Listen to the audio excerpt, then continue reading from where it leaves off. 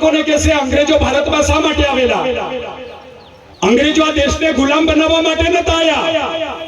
અંગ્રેજોનું માત્ર કામ વેપાર કરવાના હેતુથી ઈસ્ટ ઇન્ડિયા નામની કંપની લઈને આજથી 250 વર્ષ પહેલા ભારતમાં આવેલા. અને સૌપ્રથમ વેપારી કોઠી એ લોકો સુરતમાં સ્થાપી, કલકત્તામાં વેપારી કોઠી સ્થાપી. કેમ સુરતમાં ને કલકત્તામાં, કવાંટમાં કેમ નહીં, વડોદરામાં કેમ નહીં? પરંતુ એમનો મૂળ ઉદ્દેશ વેપાર કરવાનો હતો. અને વેપાર કરવા માટે દેશમાં મરી મસાલાના વેપારના ઉદ્દેશથી ભારતમાં આવ્યા અને અહીંથી વેપાર કરીને એમના ઇંગ્લેન્ડ તરફ લઈ જવા માટે લોકો જે બંદરો હતા એને પસંદ કર્યા, એટલા માટે ત્યાં વેપારી કોઠી સ્થાપી. અને ધીરે ધીરે એમને એમ થયું કે આ દેશ સોનાના ચિડિયાઘર જેવો દેશ છે. આ દેશમાં ખૂબ મોટા પ્રમાણમાં કુદરતી ખનિજ સંસાધન છે. તો આ દેશને કાયમ માટે જો ગુલામ બનાવવો હોય તો શું કરવું જોઈએ? તો આ દેશની અંદર જે આર્યની ઓલાદો, જેને આપણે રાજા કહીએ, એ રાજાઓના પાપ્યા ભારત દેશ 200 વર્ષ સુધી ગુલામ બન્યો. અને 200 વર્ષની ગુલામીમાં ભારતની અંદર પહેલામાં પહેલું આંદોલન બિહારની ધરતી પર સિદ્ધુ અને કાનુએ 1856 માં પહેલું આંદોલન કર્યું, વિદ્રોહ કર્યો 1856 માં. પરંતુ એ આદિવાસીઓ અંગ્રેજ ભારત છોડોની પહેલી લડાઈ લડ્યા, એ આદિવાસી લડ્યા હોવાના કારણે જેનો કોઈ ઇતિહાસ લખવામાં નથી આવ્યો. અને 1857 માં ભારતમાં પ્રથમ વિપ્લવ થયો. એ વિપ્લવની અંદર આ દેશના હિન્દુ, મુસ્લિમ, શીખ, ઈસાઈ અનેક ધર્મના, અનેક જાતિના લોકો અંગ્રેજ ભારત છોડો માટે 1856 માં જે લડાઈ લડ્યા, જેનો ઇતિહાસ બનાવવામાં આવ્યો, જ્યારે એના 1 વર્ષ પહેલા આદિવાસી લોકો લડ્યા, એનો ઇતિહાસ નથી બનાવ્યો. તો ભેદભાવ કહેવાય ને આપણા પર ભેદભાવ રાખ્યો ને. આ મહાપુરુષોની તાકાત હતી. અને બધા ભેગા થઈને 1947 માં દેશને આઝાદી મળી. 1947 માં દેશ આઝાદ થયો. મિત્ર, દેશને ચલાવવા માટે કોઈ નીતિ નિયમ, કોઈ કાયદા કાનૂનની જરૂર પડી. માની લો આપણું આ કનલવા ગામ છે. કનલવા ગામને જો ચલાવવું હોય તો આપણા ગામના પટલિયા પૂજારાઓ અને સરપંચ ને આગેવાનો એ ગામનું બંધારણ બનાવે અને બંધારણ નક્કી કરવામાં આવે. આપણે દેજ લેવાનું કે નહીં લેવાનું, ભૂર લેવાનું કે નહીં લેવાનું, રીત લેવાની કે નહીં લેવાનું, તહેવાર કરવો તો ક્યારે કરવો, આ સામૂહિક આપણે નિર્ણય લેતા હતા, એને બંધારણ કહેવાય. એવી રીતે ભારત દેશને ચલાવવા માટે દેશ આઝાદ થયો. અને દેશને ચલાવવા માટે 1948 માં ભારત દેશનું બંધારણ બનાવવા માટે બાબા સાહેબ આંબેડકર જે બંધારણીય કમિટીના અધ્યક્ષ રહી અને 2 વર્ષ 11 મહિના અને 18 દિવસ સુધી અથાગ પ્રયાસ કરી દુનિયાનું સૌથી મોટું લેખિત બંધારણ આ ભારતને પૂરું પાડ્યું. અને બંધારણના લીધે તમને, મને અને બીજા બધાને સમાનતાનો અધિકાર મળ્યો. બધાને સમાનતાનો અધિકાર મળ્યો. જ્યારે આદિવાસી લોકોને આર્થિક, સામાજિક, શૈક્ષણિક અને રાજનીતિક, આર્થિક વાણિયા, બ્રાહ્મણ, પટેલોની હરોળમાં આદિવાસી લોકો રૂપિયા ટકાવાળા સક્ષમ ના થાય ત્યાં સુધી ભારત દેશના બંધારણમાં આર્થિક અનામત રહેશે.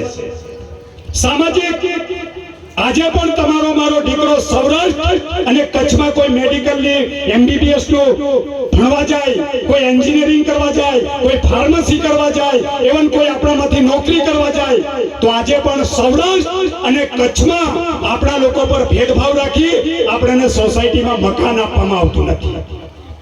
આ પરિસ્થિતિ, આર્થિક સમાનતા પણ આજે આખા દેશમાં છૂવાછૂત છે. શૈક્ષણિક, જ્યાં સુધી વાણિયા, બ્રાહ્મણ, પટેલની હરોળમાં આદિવાસી લોકો ક્લાસ 1, ક્લાસ 2 અધિકારી 1/3 બહુમત ના થાય ત્યાં સુધી શૈક્ષણિક અનામત હશે. અને મિત્ર, રાજનીતિક અનામત માત્ર 10 વર્ષ પૂરતી આપી. કેટલા વર્ષ પૂરતી? 10 વર્ષ પૂરતું આપણે રાજકીય અનામત આપેલું. અને રાજકીય અનામત એટલા માટે આપવામાં આવ્યું કે આપણા વિસ્તારનો કોઈ પણ ચૂંટાયેલો ધારાસભ્ય વિધાનસભામાં જાય અને આ વિસ્તારના જે બી પડતર પ્રશ્ન હોય, આ વિસ્તારની જે માંગ હોય, એને ત્યાં પ્રતિનિધિત્વ કરવા પડે, આ વિસ્તારના પ્રશ્નનો અવાજ ઉઠાવવો પડે, આ વિસ્તારની પબ્લિકની વિરોધમાં સત્તામાં બેઠેલા લોકો ખોટો બિલ પાસ કરે તો એ ધારાસભ્યએ ત્યાં આર્ગ્યુમેન્ટ કરવી પડે. એના માટે આદિવાસી સમાજમાંથી પણ પ્રતિનિધિત્વ રહે, એના માટે આપણે રાજકીય અનામત આપી. હવે 10 જ વર્ષ પૂરતી અનામત આપી, પણ એ અનામત એ લોકો કાઢી નથી. એ અનામત ચાલુ જ છે, પણ એમને ખબર છે બરાબર ગુલામ પકડાયેલા છે. કેવા? આજે ચૂંટાઈને જાય છે ને ગુલામ નેતાઓ પકડાયેલા છે. એટલે હું કામ એની વાત કરે? એવિયા ચૂંટાઈને એમને ફરી બોલતા હોય ને તેવિયા રાજકીય અનામત 10 વર્ષ પૂરતી આપેલી, હાવ કાઢો એમ કરે. પણ કાઢે કેવી રીતના?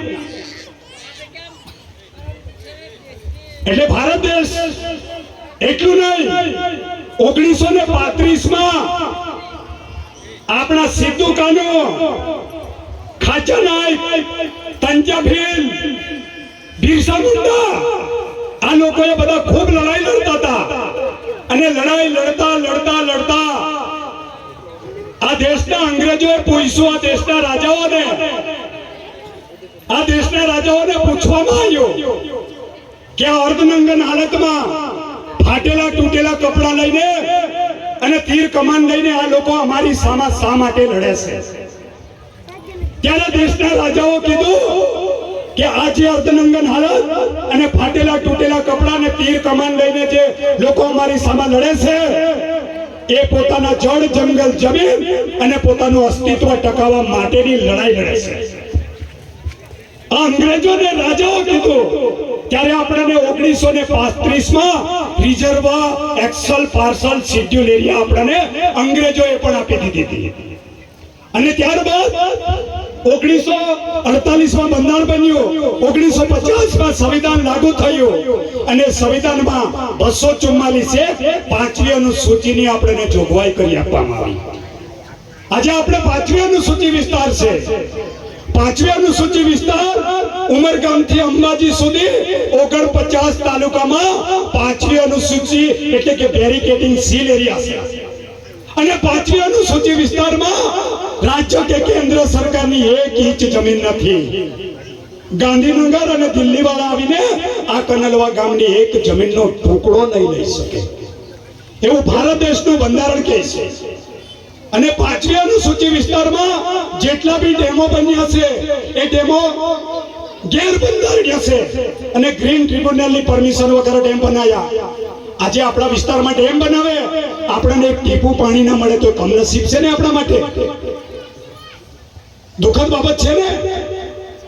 એટલે મેં સ્પીચ આપવા વાળો છે, મારે વધારે હવે નહીં કેવું, મેં ઘણો ટાઈમ લીધો, બીજા પણ વક્તાઓ બોલવાના છે. પણ આપણા જે હકની લડાઈ છે તે લડવી પડશે ને? લડવી પડે ને મિત્રો, લડવી પડશે ને? લડીશું ને તો આવનારી પેઢી માફ નહીં કરે. લડીશું ને તો આવનારી પેઢી આપણને માફ નહીં કરે અને આપણો અસ્તિત્વ અને અધિકાર અને જે દેશના બંધારણમાં મળેલા અધિકારોનું ઇમ્પ્લિમેન્ટ માટે આપણે બધા એક ને અને બધા ભેદભાવ ભૂલી આપણે એક થઈને લડીશું તો સરકારના બાપની તાકાત નથી કે આપણી માંગેલી વસ્તુ આપણને નહીં મળે. બરાબર ને? આ વાસ્તવિકતા છે. એટલે આપ સૌ મને શાંતિથી સાંભળ્યો એ બદલ હું તમારો તહે દિલથી આભાર માનું છું અને ધન્યવાદ પાઠવું છું. આપ સૌ આટલા સમય હોવા છતાં પણ બેઠા. જોહાર, જય આદિવાસી, જય ભારત. સૂત્ર બોલાવીશ. આદિવાસી એકતા जिंदाबाद, आदिवासी एकता जिंदाबाद, जय जोहर का नारा है, भारत देश हमारा है, जय जोहर का नारा है, भारत देश हमारा है, जोहर का नारा है, भारत देश हमारा है। अभी तो अंगड़ाई है, लड़ाई अभी बाकी है, अभी तो अंगड़ाई है, लड़ाई अभी बाकी है, अभी तो अंगड़ाई है. लड़ाई अभी बाकी है। धन्यवाद. जोहार, जय आदिवासी. ખૂબ સરસ નરેન્દ્રભાઈ, ખૂબ સરસ આપણો ઇતિહાસ વિશે વાત કરી. આજે વિશ્વ આદિવાસી દિવસનો